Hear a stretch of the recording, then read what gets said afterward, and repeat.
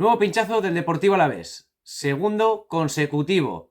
El otro día en Burgos, derrota contundente por 3-0 ante el todavía invicto Burgos.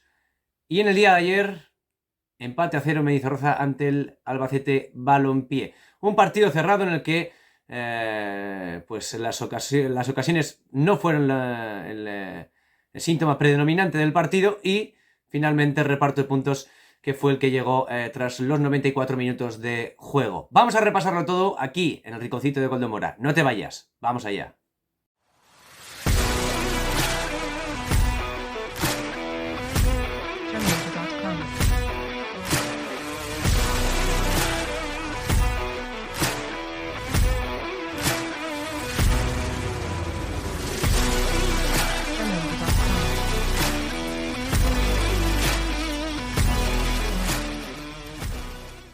¿Qué tal, gente? ¿Cómo estamos? Bienvenidos y bienvenidas aquí al canal.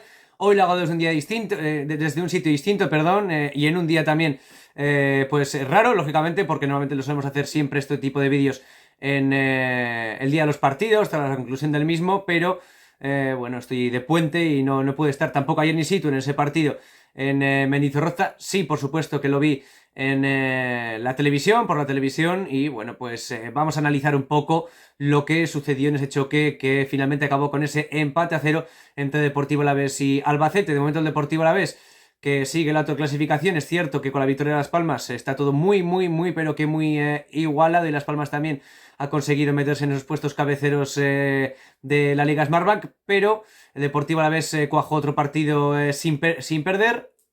Segundo partido en todo lo que llevamos de temporada sin recibir un gol, pero al contrario, por el contrario, pues tenemos a un Deportivo Alavés que lleva dos partidos sin conseguir anotar ningún gol tampoco, sin generar prácticamente ocasiones. No lo hizo en el plantío el sábado ante el Burgos Club de Fútbol y tampoco lo hizo ayer entre el Albacete Balompié en Mendizorroza.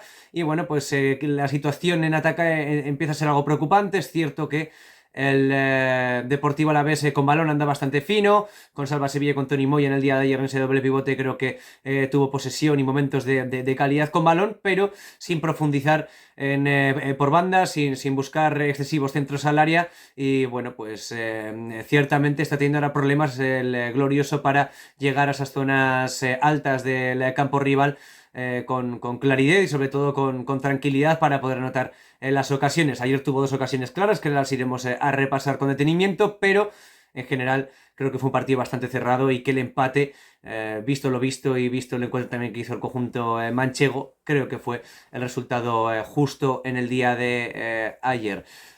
Vamos con lo que fue el partido, con un encuentro en el que el Deportivo les presentó bastantes novedades en el 11 inicial. Luis García Plaza quiso dar descanso a jugadores importantes como Xever Alcain, como Miguel de la Fuente, como Carlos Benavidez, que por cierto luego entraron esos tres jugadores en el transcurso de la segunda mitad.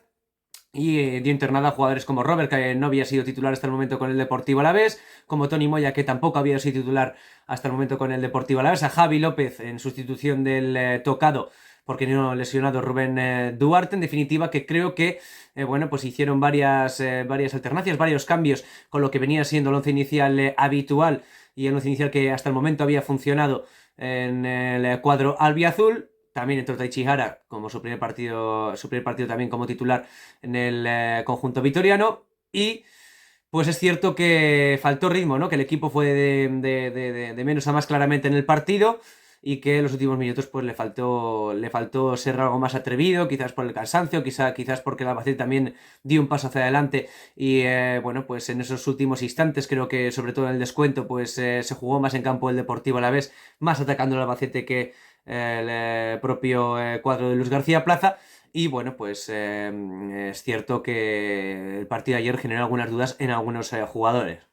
Una primera mitad en la que el Deportivo Alavés y Albacete pues generaron pocas ocasiones. Es cierto que el conjunto manchego, el conjunto de Alves, empezó algo mejor, con las ideas más claras, con una presión más valiente, robando campo rival unos cuantos balones. No se veía cómoda la defensa albiazul, y eso generó pues infinidad de dudas en la defensa y en los jugadores en general del Deportivo Alavés.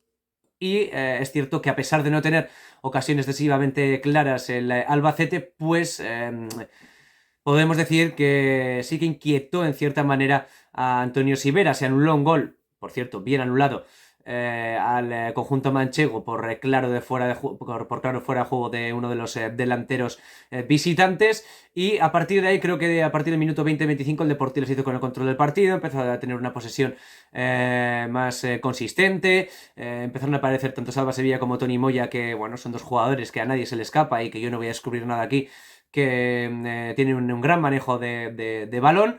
Y bueno, pues empezaron a llegar las acometidas contra el área del Albacete sin generar ocasiones claras, porque no llegaron las ocasiones claras, excepto en un balón parado botado por Salva Sevilla desde el lado izquierdo, que Toni Moya remató de cabeza, hizo una gran parada al Tuve, el ex guardameta del Real Madrid. Pero por lo demás creo que bueno, pues el Deportivo no inquietó apenas prácticamente nada al Albacete Balompié en esa primera mitad. Llegamos al descanso con 0-0. Creo que si dividimos en dos partes la primera mitad de esos primeros 45 minutos fueron para el Albacete y la segunda mitad fue para el Deportivo Alavés.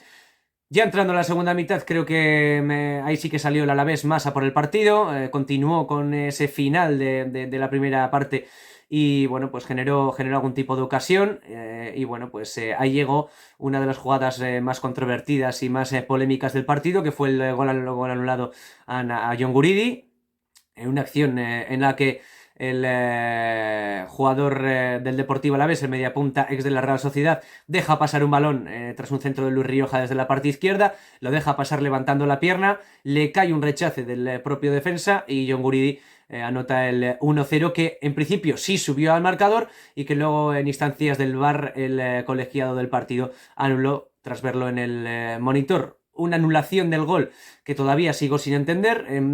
Puedo entender que se pueda anular el gol, es cierto, pero viendo precedentes anteriores como Mbappé con Eric García, como el propio Antonio Rüdiger con el Real Madrid hace pocos días, etcétera, pues me cuesta creer que el criterio sea tan distinto en unos equipos o en otros, en unas ligas o en otras. La verdad es que el balón viene claramente de un contrario, de un rival, por lo tanto John Guridi se beneficia de su posición antirreglamentaria, eso sí que es cierto, y consigue anotar el gol, pero en ningún momento trae contacto con el balón. ¿Puede intervenir? Pues inconscientemente sí lo puede hacer, pero directamente no lo hace. Entonces creo que es una jugada muy, pero que muy polémica, que puede traer muchas dudas, mucha cola, y que finalmente el árbitro decidió anular, para la desgracia de los seguidores y de los jugadores albiazules, y para la fortuna de los 50-60 seguidores del Albacete que estaban en las gradas de Mendizorroza. El partido continuó. A partir de esa jugada entró Miguel de la Fuente, que tuvo la segunda ocasión más clara del partido, contando la de Toni Moya a la primera mitad, en la que se quedó solo tras un gran movimiento y un gran balón de Abdelakar, que bueno, Miguel de la Fuente tuvo la fortuna de quedarse solo tras, vuelvo a repetir, hacer bien su jugada y quedarse bien en el espacio, y en el mano a mano se la tiró directamente a las manos a Altuve. Creo que bueno, por la definición fue bastante pésima y pudo hacer mucho más. Yo creo que directamente tirándolo a un lado, viendo las repeticiones, hubiese sido el 1-0 para el Deportivo Alavés. No fue así, y en los últimos instantes el Albacete apretó, y el Deportivo Alavés no estuvo nada cómodo, apenas pisó campo contrario, mucho menos, por supuesto, área rival, y el Albacete se sintió mucho más cómodo y tuvo acercamientos peligrosos sin llegar a concretarlos contra la portería de Antonio Sivera. Empate a 0 final, que creo que bueno, pues deja más satisfecho al Albacete, como bien comentó Rubén Alves en rueda de prensa. Lógicamente, empatar en el campo del líder hasta el momento y recién descendido de la Liga Santander, pues creo que es tener un mérito bastante importante. Y al Deportivo es que le deja con sensaciones agridulces después de la derrota en Burgos. Tampoco consiguió ganar en el día de ayer, 2 partidos seguidos sin conocer la victoria, y también 2 partidos sin meter gol. ¿Por quedarnos con algo positivo? Pues tenemos que quedarnos con la portería de cero el día de ayer, que solo en un partido más lo pudo hacer, que fue en el encuentro en Mendizorroza, la jornada número 2 ante el Club Deportivo Mirandés. Acabó ese encuentro con victoria por 1-0 del conjunto de Luis García Plaza. Así que poco más que comentar, gente. Comentarme qué ha sido el partido, ahí tenéis el chat para hacerlo. Si os gusta el vídeo, por supuesto que tienes que dar un like. Si os gusta el canal, os tenéis que suscribir. Está subiendo las suscripciones muchísimo. A ver si llegamos a los 800 cuanto antes mejor, para poder celebrar todos juntos. Y nos vemos en próximos vídeos. Un saludo y hasta la siguiente.